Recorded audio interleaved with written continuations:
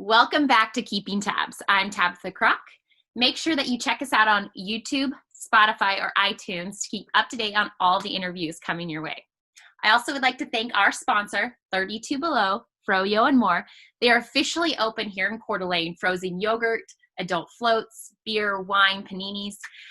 So make sure you go check them out, follow them on social media, keep up to date on everything happening. All right, so now enjoy that episode. Good morning, and I have Griffen Turnbull with me, and if you don't know her, she is one phenomenal female. She is the owner of White Brick Interiors. She has ran for, is it Mrs. Idaho? Yes. Mrs. Idaho. She is a huge piece of our community. The reason that a lot of kids get extra help during all time of year is because of her and her store. So tell us a little bit about yourself, and thanks for coming on. Yes, thanks for having me. So I'm Griffen, and born and raised here in Coeur d'Alene, Idaho. And I did hair for 14 years, and I recently just stopped that career to pursue my dreams and open up a boutique. Yes. And it's been wild. It's amazing. You have done a great job. It's funny because I actually met you through, I think, Jamie. Yes. And so we're running the auction for the Children's Village, and we wanted to do a boutique. And she's like, I got the perfect person to do this. And so we had this beautiful boutique during our auction. And from there, she's like, I'm opening this store. And like how you described it, it's like, it's beautiful. It's in Riverstone. So why a interior designing store? Why did you do that? I love being my own boss. That's something, that I will always do. And doing hair, it was a creative outlet for me. I've always been an artist, and I've always loved using my hands and talking with people. And over the years, my body just got worn out, and I went through 3 years of IVF, and that kind of just wore me down mentally and physically. And then I had my daughter, and so I wasn't able to go back to work the way I wanted to. I wasn't able to work full time, but I still wanted to make money, and I still, wanted to be my own boss. And a lot of things that a lot of people don't know is that I would decorate people's houses. I did staging for brand new homes. I built furniture. I would do all the antique shows and redo furniture, and it was just another passion of mine. And I felt like this town needed something with a little bit more funk, and we just needed another just boutique that just brought that. And I don't know, I went on a whim, and I told my husband I'm going to do it. And I wrote up my business plan in a day. And it went off. It just happened so fast.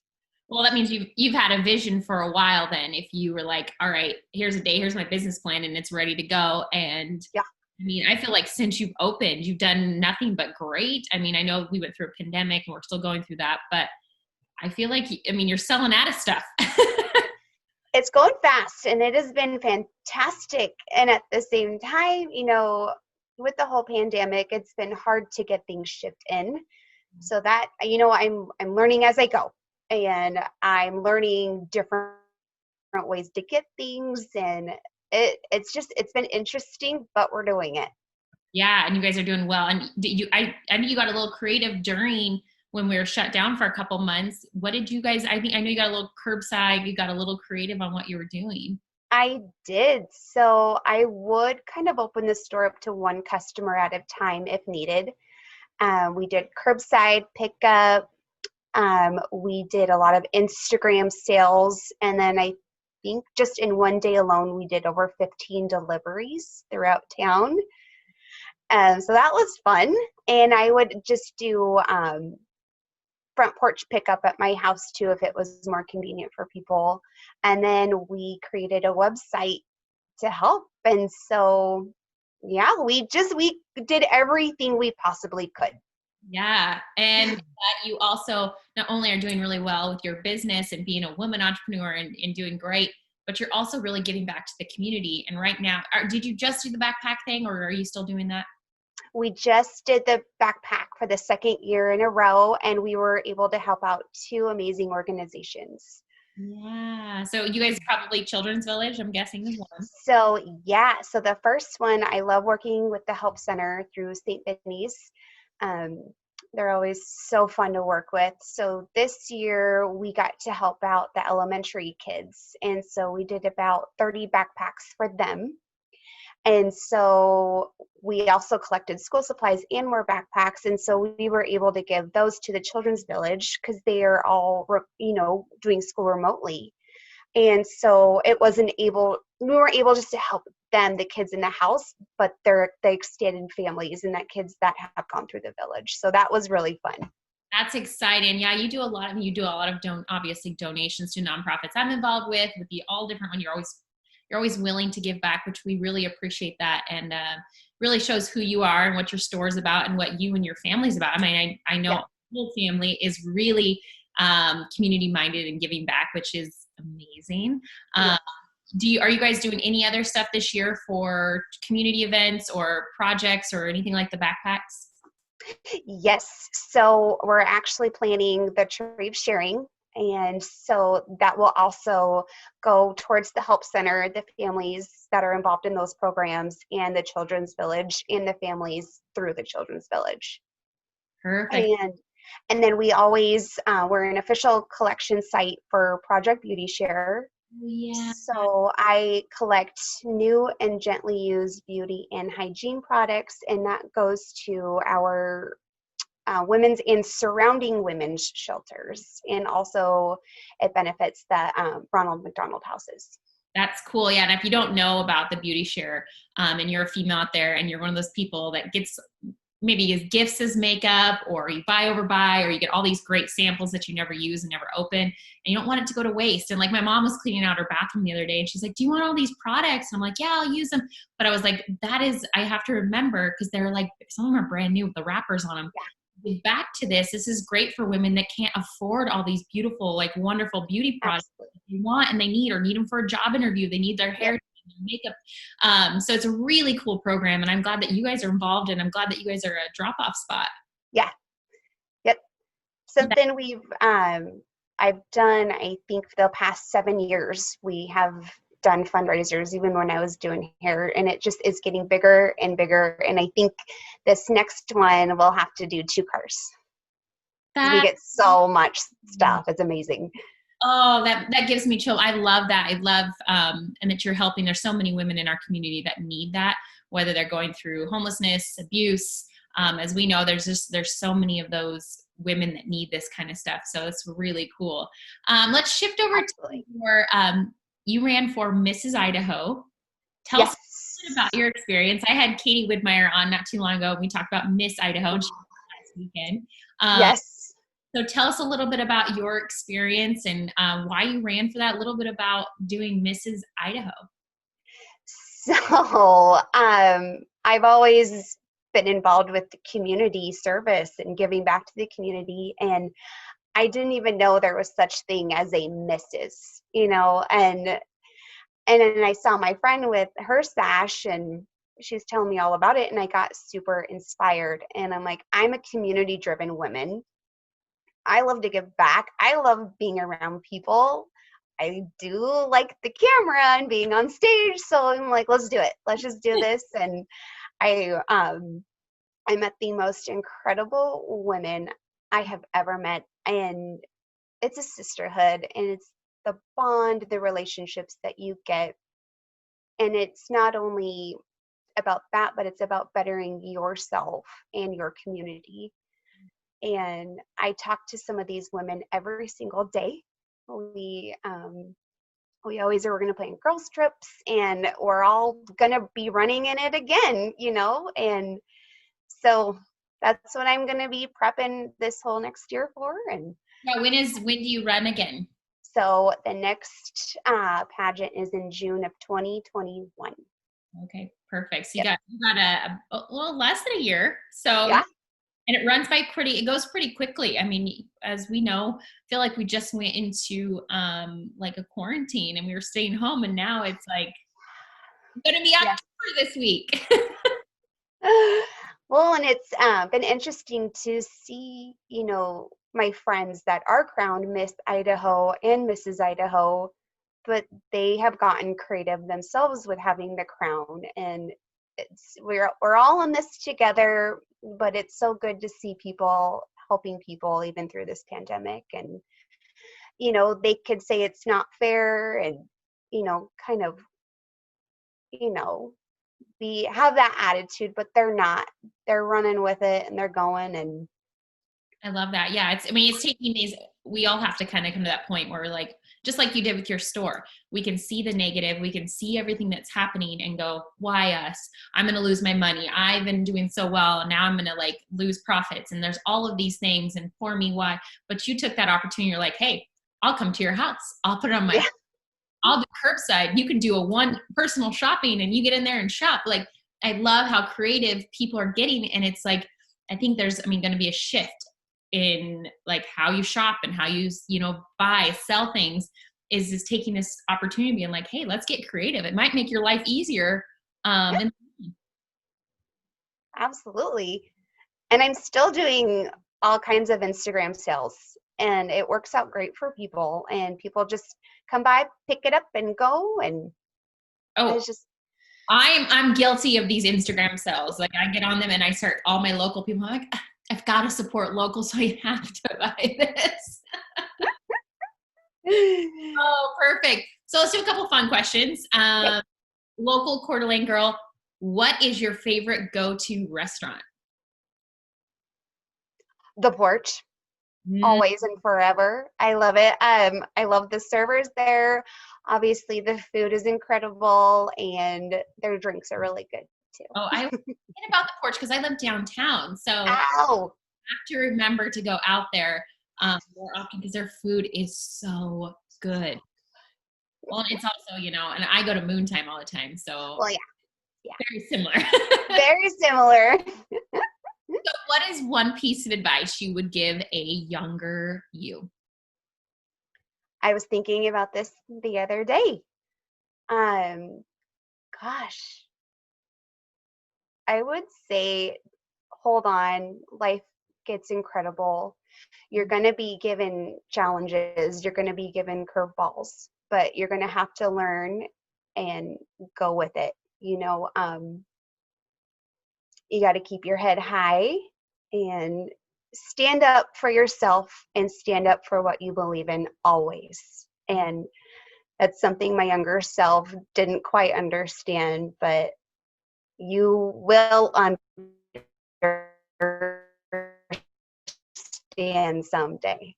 Mm-hmm. That's so perfect. And I think a lot of people are dealing with mental health issues, especially during being stuck at home, losing their jobs, can't make rent. That Mm-hmm. right now all we see is like this little piece, and that there's a lot of times like it does get better. It's Yeah. not, and so people are dealing with that, and to like tell people it will get better. It's going to be tough, but that's why you have support systems. That's why there's people in this community that are willing to help. Right. And it's self-growth, and you either take it and run with it or you don't. And it's something, and it's good to talk about these things because people understand and people want to talk about it. And it helps when you see other people talking about it. Oh yeah, for sure. And it makes it, you feel like you can open up, and you're not, as soon as you say the words or say the things that are bothering you, or you can find someone that can relate, it definitely makes, there's like a weight that's lifted. Yeah. That's great. So if you had a billboard, I guess any billboard, and it's a huge billboard, and you could put anything you wanted on this billboard, what would it say, or what would it have on there? Gosh, something that has always stuck with me my whole life was this Mother Teresa quote. And it said something, you don't have to help the world, but you can just help one. And something that that's always stuck with me. And my mom had it on her fridge growing up. But it makes you think, like, you don't have to have all of this money to go out and help people. You can start by helping even yourself. You can start by helping just that one person, giving them a compliment, buying someone's coffee, and it just can make someone's whole day without even knowing it. That's perfect. It's so true too. Is just, I think we all get wrapped up in that. Like we feel like we have to save the world. Like we have to do all these big things when you really don't. It can start so small. You can just reach out or mentor someone, or like you said, reach in, like you become a better person. Because if you're better, it makes a lot of other people better. Right. Yes. That. So what's a life lesson? So we all have these wonderful life lessons. What is one life lesson you have learned the hard way? Oh God. I think honestly, I think, gosh, this is a hard one. There's so many. Oh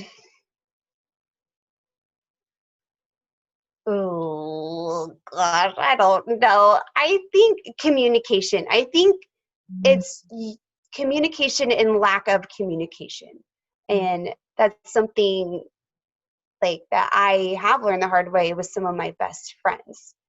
People aren't going to know how you're feeling if you don't tell them, or, and if you need to know what you're doing wrong and you need to listen, and you can't blame yourself. You can blame yourself. You need to stop blaming others, and you need to take accountability for your own actions and learn, because I'm all about self-growth. And you gotta take it in. And I think but I'm learning how to do all that, and it feels good. Well, and it's being self-aware. Like that's is just being self-aware that I think we've all struggled with it. And communication, I think, is great in friendships, relationships, work relationships, all of it. Communication is key, because as soon as you talk it out, it's like, oh, I misunderstood you. Or right. As soon as you say it out loud, you're like, oh, that's what you meant. And you didn't repeat me. You just were having a bad day. Exactly. It's just, there are a lot of people out there that will always blame others and will never look in the mirror and will never take accountability. So that's been a biggie.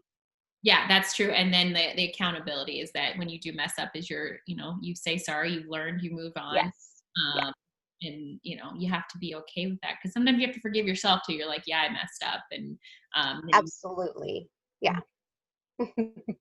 So leave us, I know like we said, there's a lot going on right now.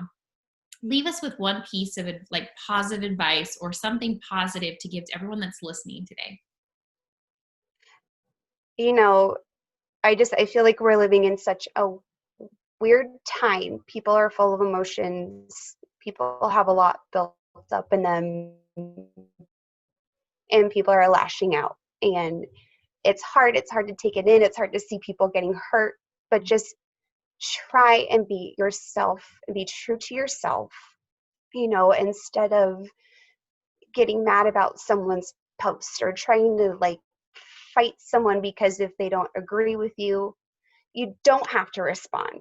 You can leave someone a nice comment. You can go compliment a stranger.